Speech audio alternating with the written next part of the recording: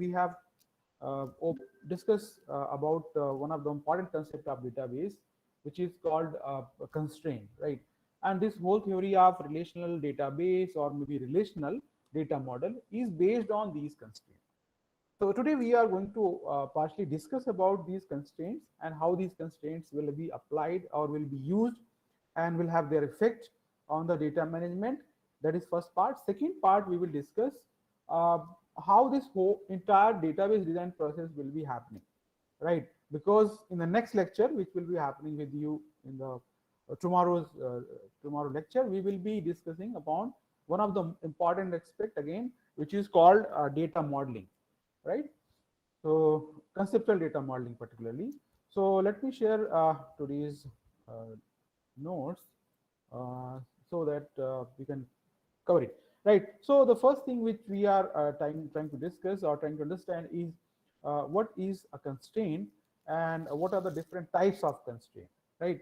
So this is what we have hinted that it is important aspect because this will help you to implement the entire concept of data model, right? So like in the case of relational data model, we could have different set of constraints for the hierarchical data model, for the network data model, or maybe for each different data model, we will have different type of constraints, right? Why constraints are important? Constraints are something they will basically control or maybe impose a filter, impose a condition on the data values which we will be uploading, which we will be storing on our databases, right? So for any kind of data model, for any data model, constraints are very important because they will limit the values, limit the data values which that database will be having, right, for a lifelong operations. So in the same fashion, when we are talking about relational data model, in the relational data model, we are saying we will have property of uniqueness, which will make sure that each and every tuple, each and every row on the database table will be unique. So to ensure this property, we have, relational data model has defined some constraints, right? Through these constraints, you can ensure this property of uniqueness. That's the purpose these constraints will be serving, right? So once we have a proper idea that which constraint will have what effect on the data values in the future, you can easily identify some attributes on your database or maybe on data requirement, right? And you can identify a specific constraint for a specific attribute. So once you identify a suitable constraint for suitable data type, you can easily design a database. You can easily create a database, right? Because that's the most important task in the creation of relational database. Identification of constraint for a specific attribute. That's the most important task, right? So because the constraint, whichever constraint we are imposing on attribute will control, will defines the performance of our relational database, right? So let's discuss about constraint first. Then we will be opening up about the whole process of database design, right? Because this is somehow setting the context for the chapter 2 of your syllabus, where we will be talking a lot many concepts. We'll be discussing about the database design, and this is something very interesting area where you will also have some problems to do, some problem to solve, right? So this is something which is having a lesser theoretical part, more or less conceptual part, right? So let's first understand what is the different constraints we are talking about in the relational data model, right? So you can read here, it is said that the property of uniqueness is the most important to be ensuring or to be implementing the relational data model. And a relational data model or relational database uses the constraint to implement the, so it is basically trivial statement, so it is both way. So to implement the property of uniqueness, you will use constraints, and if you implement the constraint, the property of uniqueness will be ensured, obviously, right? So relational database system or in relational database systems, constraints are basically of different types, and it is important to understand these constraints will be applied or implemented at the attribute level, right? This is very important to understand because sometimes it is said, can we impose these constraints on our relational database table level? No, there is a no, there is a no constraint can be applied on the database table level, right? Because we are trying to impose constraints on values, data values. So it is obviously true, or obviously existing or imposing that these constraints will be applied on the attribute level, right? That is very obvious. Now, if you see, there are 6 different constraints has been listed. Out of these first five are being used or being imposed on a specific database table, right? On a specific database table, and database table tables attribute and their domain, right? And I hope you have clarity that what is domain mean, right? Range is something else, but it will have some other meaning, domain and range. But here we are talking about domain of a attribute, right? So attribute and their domain. So whenever we are talking about constraint, it is always it is always related to the domain of a attribute, right? Let me post here, not the range value precisely, so that it will not have any confusion for you, right? This,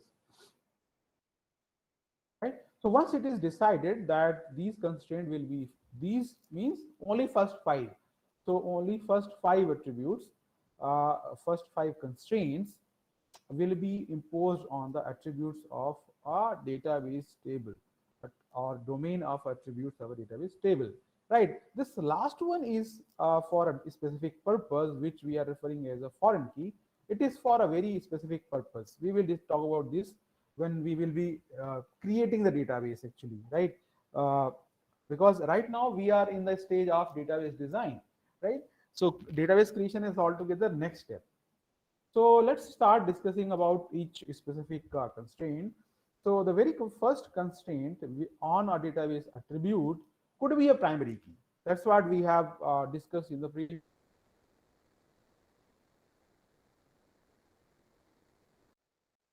lectures also. So you can declare, define attribute as a primary key, right? So define our attribute primary key is that attribute will have values in the future, will be unique and not, right? That is the simple information it will have. So once we have defined attribute and unique, so it will be ANDed, right? So like with the students of CS4 and CS6, we have engaged a lab, and that lab we have discussed this part, that what will be the effect of it and how to create primary key in a particular database table, right? So this is what is the effect of defining a primary on an attribute, right? So there are few observations, like if you have a if you have created a database table T1, and on table T1 you are trying to define a attribute 1 as a primary key. So you can say that in a database table T1 I have defined attribute 1 as a primary key, right? Second instance could be another different table, which is table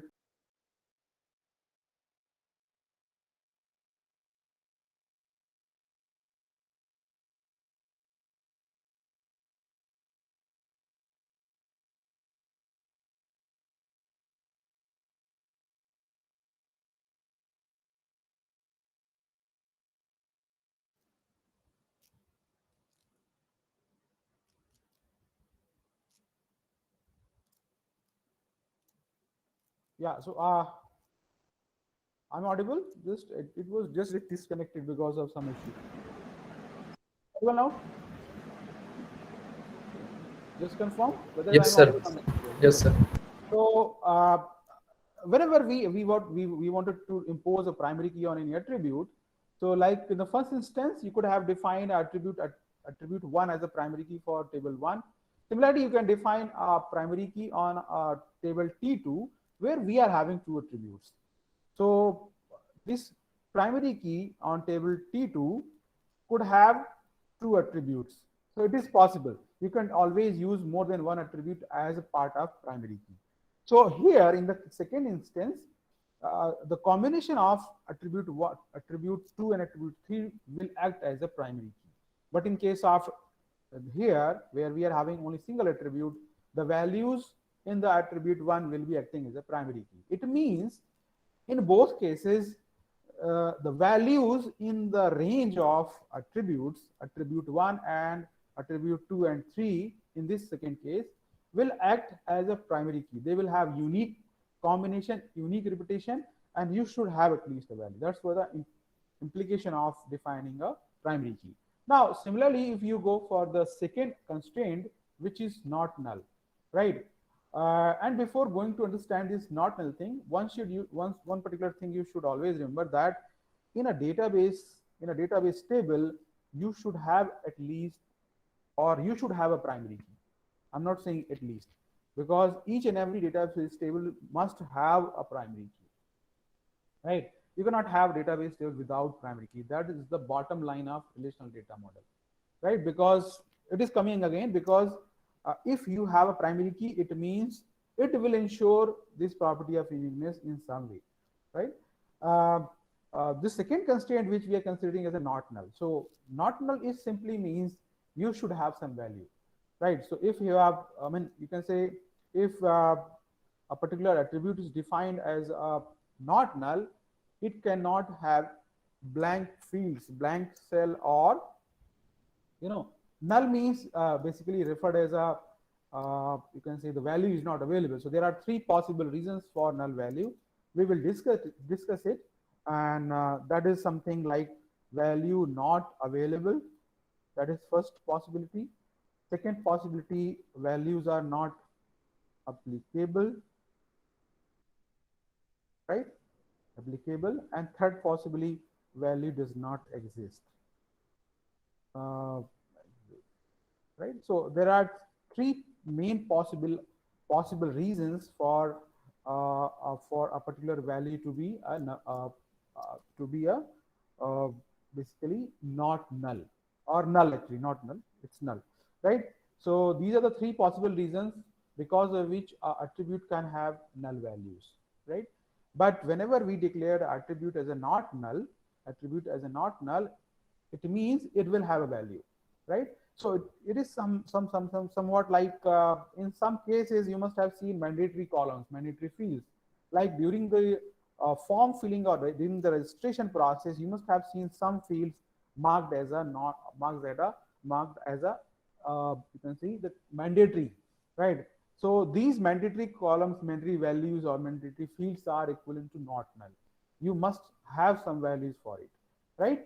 So you need to remember these things. We will be again coming back to you that what is the three possible reasons of not null, and why null values, and why these situations are important. So we will discuss it in upcoming classes.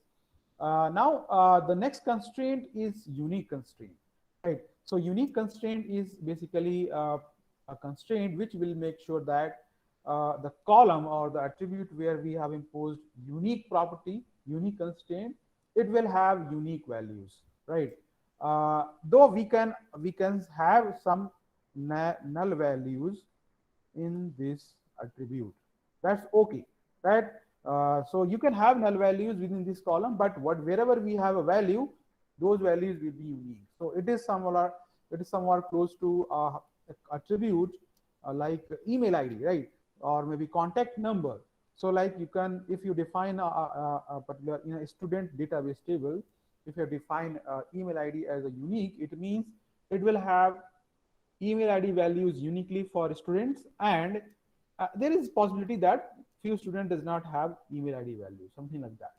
So null value is allowed, but wherever we have a value in this attribute, those values will be unique. You cannot have a repeated instance of the values, right? Similarly, there are two other constraints which are of different type, and again they restrict the domain of attributes. So if you want to control the value, if you want to control the value in a certain attribute or restrict the values on a certain attribute, you can use this constraint named as a check constraint, right? So one of the typical example of it will be, suppose you want to restrict the value in gender column, right? So there you can have this check constraint, right? So you can define gender, then check within bracket, you can mention simply male and female. So in the future, when we will be inserting the data records into the table, in this particular attribute gender, it will accept only male and female. That's it. It will not accept any value other than these two values. So you can always have this restriction on values on a particular attribute by using check constraint. Similarly, there are a specific situation where we want to add some initial values on the attribute. So these initial values will be a default value, right? So in some cases, the very specific example of it is whenever an employee is joining our organization, initially they will be assigned to HR department or maybe some department start right in the beginning, and maybe after a few months, few years, they will be uh, assigned to a different department. So whenever you are creating the records of these employee on the database, you can set a default value for the department name or department number attributes, something like that. So there are various situations where we wanted to fix these default values for some attributes. For those kind of attributes, you can use a default constraint, right?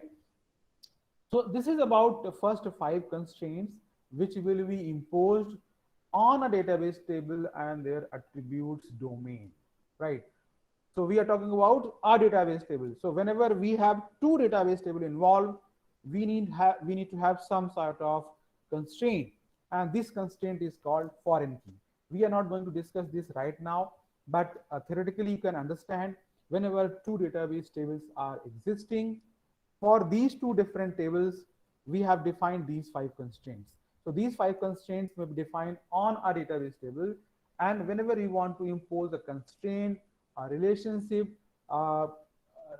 property of uniqueness again between two tables, because in real life databases, whenever we will be discussing a situation, real life situation for which we are trying to create a database, you will have more than one database table, more than one database tables in a particular database.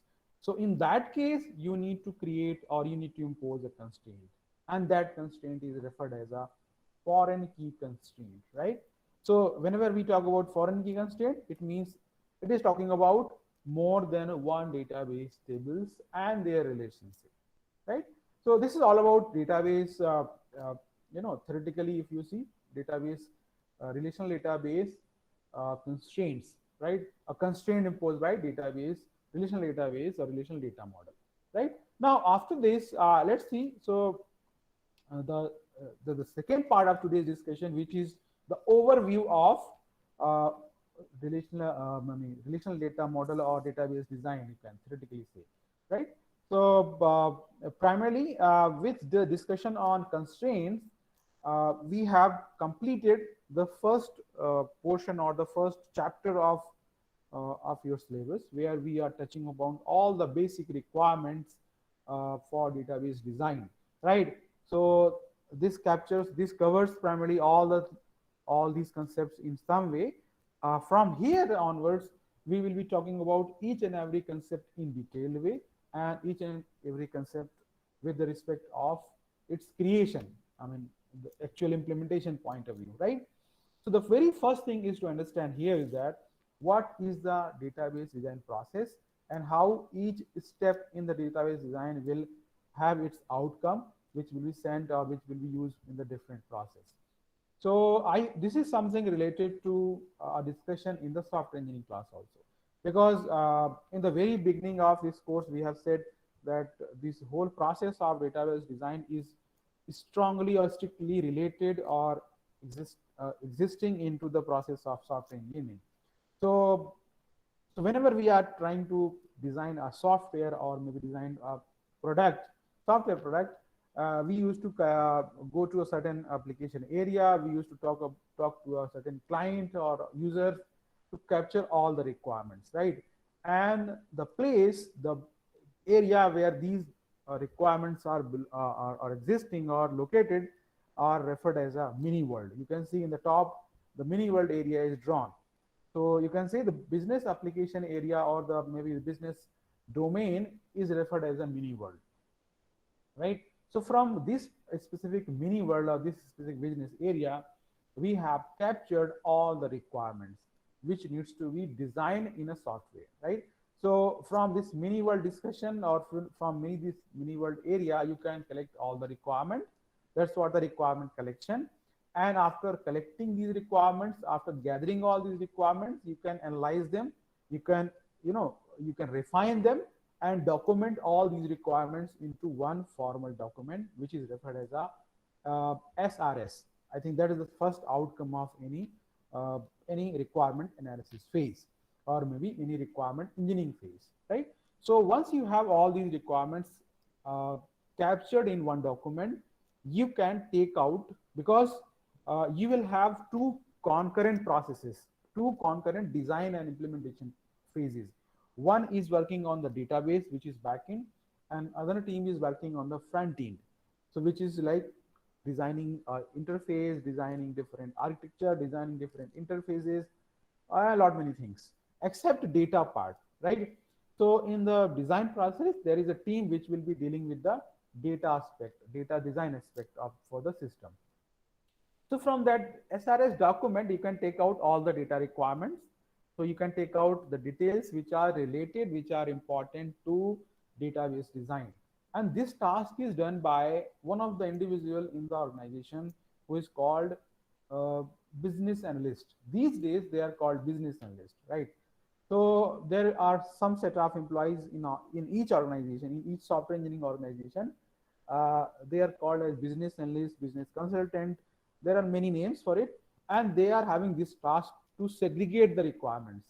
So all the requirements which will be useful for data design, database design will be separated and sent to the data design team as a data requirements, right? From the same SRS document, these requirements will be separated, and remaining requirements will be sent to the another team who is responsible for developing the front end and interfaces of the software system or any product, right? And these requirements are referred as a functional requirement.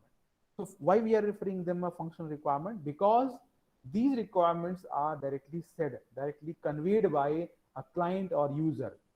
These are the requirements which needs to be implemented, which needs to be delivered, which needs to be generated by the software, because these requirements are related to the business requirement, right? That's why this is called functional requirement. These requirements are the requirements which will be required by the user on the software, right? So all these functional requirements will be sent to a different team who is going to have all these software related developments, right?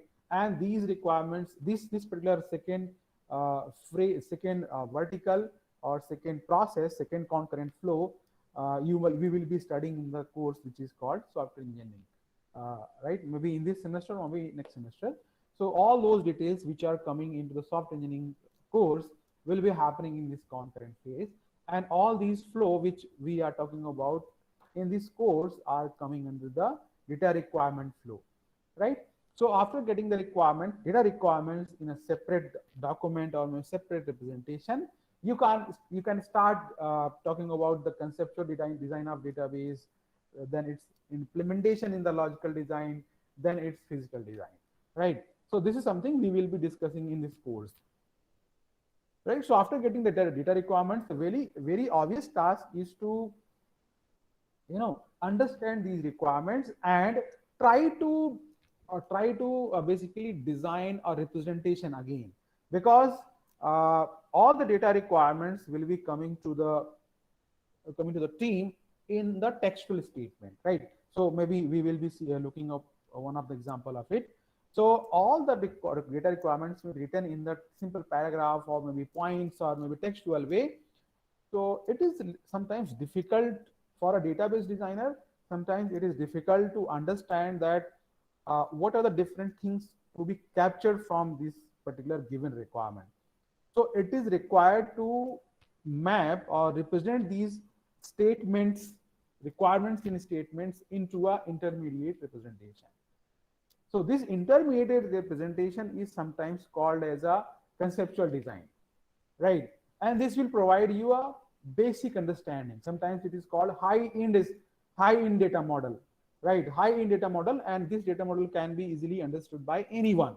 So like any database designer or any person can understand that, okay, this is how the data will be stored. These are the attributes, these are the constraints, and these are the relationship between two entities, something like that. So each and everything is captured in some uh, modeling diagram, right? So you must have heard about some block diagram, context diagram. So there are various diagrams available, and the purpose of these diagrams is to represent the theoretical design into some representational model, so that a person who is going to implement it can easily perceive, easily understand, right? So the very first outcome of the database design process is a modeling, high level modeling diagram, right? In our case, it will be a entity relationship diagram, ERD, right?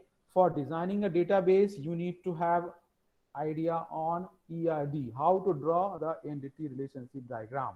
We will be discussing about how to draw a diagram in the next class, tomorrow class, right? So the first outcome of database design is the entity ER diagram. This same ER diagram will be sent to the database designer. There he will look at the ER diagram and try to create the database tables for each equivalent details which are reflected in this ERD, right? So the second outcome, so once he read the ER diagram, he can easily create these different details into the actual database structure, right? And this actual structure is called logical design. It is called a logical entity, logical output, because we have created a logical thing, right? It had been created or implemented. After creating the database, the next task is to upload the data values into it, right? But after uploading the data value, you cannot claim that our database system is ready, right? So after creating the database, next task is to upload the values. But after uploading the values, inserting the values into the database, the next task is to see its physical design, right? So on the physical design step, we need to verify the effect of current database on overall performance, where we are looking at the transaction point of view, right? So in the physical design, there is a specific process called normalization of the database. So we will discuss about it, how this normalization process, how this physical design is important for the database design process, and what is the effect of physical design process on the overall performance of the database, right?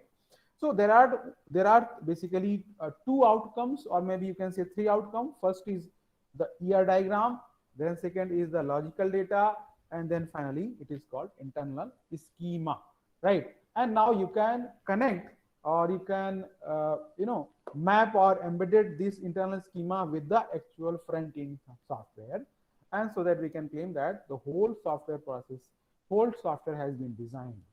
And concurrent to this whole process of conceptual design, then logical design, physical design, there is another team who is working upon the front end and their interfaces with the back end.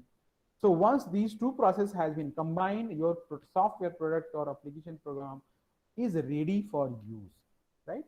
So this is the overall picture. This connects the two parallel design processes. One is on the front end, which you are going to study in the software engineering. Another is on the back end part, which is we are covering in this course or in this syllabus, right?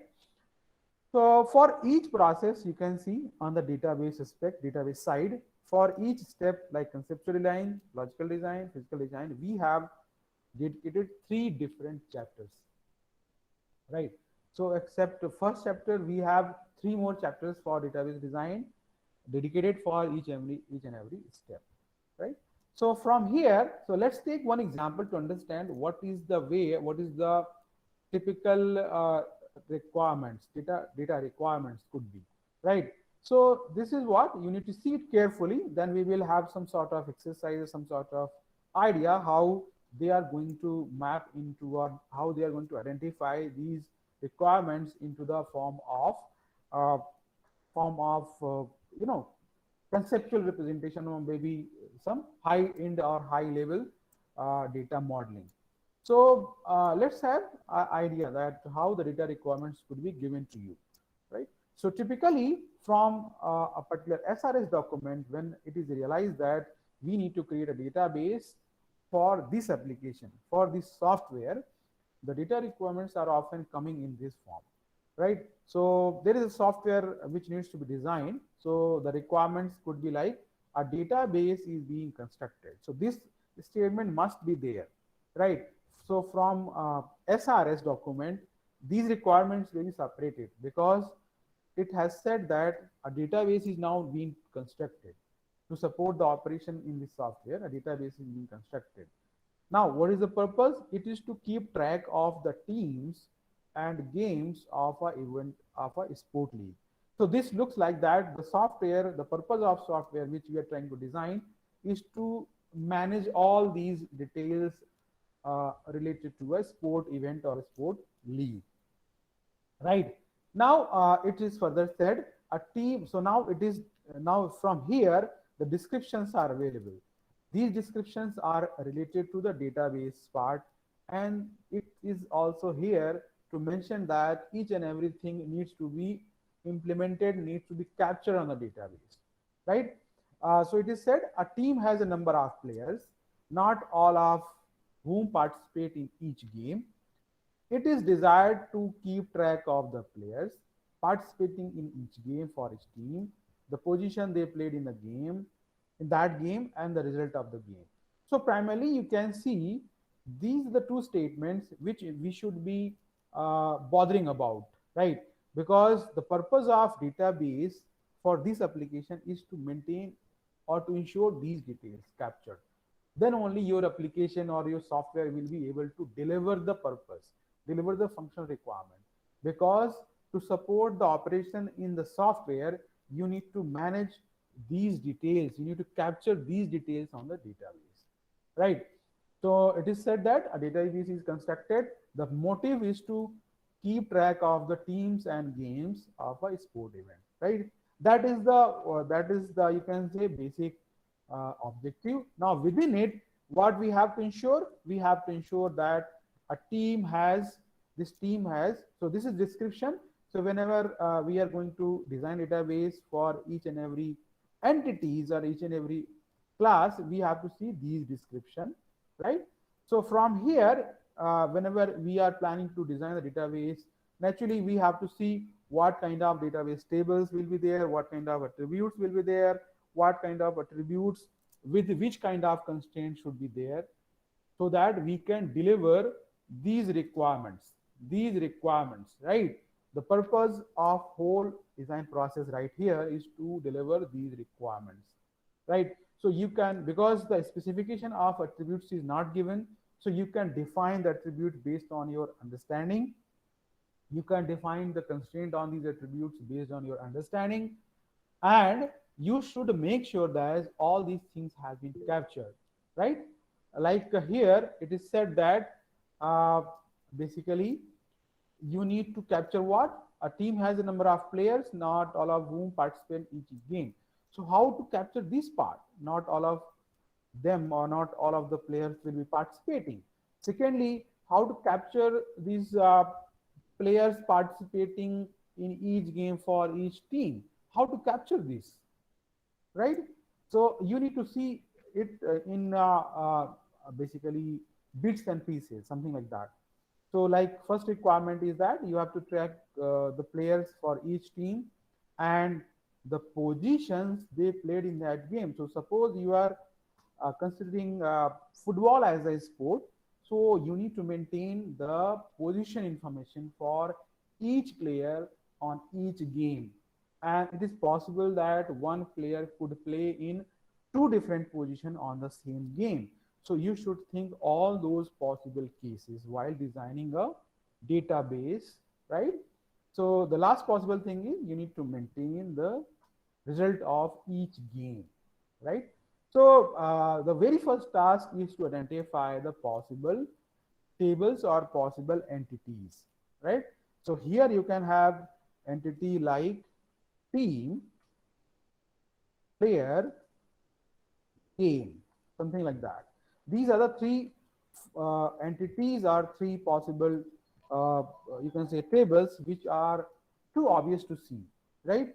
So now you can see further or you can add further attributes for each database possible tables, right? And within team, you can say or add particular attributes like team name, and for this you can also team number, and you can add other attributes like country, something like that, right?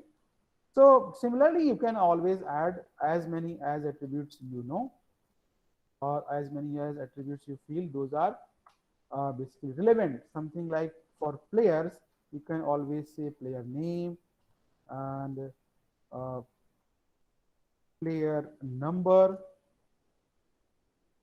player country. I mean, it is not related because this is something coming from the previous table. So you can add team name,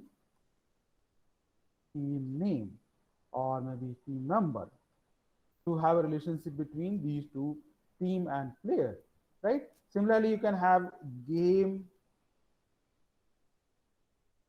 name, game, or you can say game number, or you can define team number one in that game and team number two in that game, and likewise, right? So this is something very basic and very obviously which is appearing.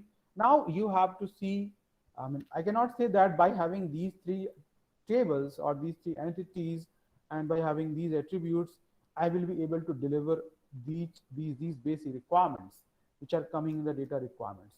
So we should think about the possible addition of new possible tables or maybe new possible attributes in each table. That is up to you, right? Now, after defining or identifying these attributes and specific tables, a specific set of database tables, you need to impose some constraint also. Like for data, for each database table, you need to define attribute as a possible primary key. So like for team, I am posing primary key on team number, right? So suppose in the tournament there are 10 teams, so each team will have their own unique number. Similarly, for players, you could define the player number itself as a primary key, right? Similarly, for game, you could define the game number as a primary key, right? And beyond this primary key, you can always impose unique, not null. Like for team name, you can use not null. Player name, you can use not null, something like that. You can define unique for some constraint. For some constraint, you can use check. So based on the attributes which you can see or you can define, you can always impose the possible constraints. And the constraint will ensure that these values will be only applicable, will be allowed, right? So that is it for today's discussion.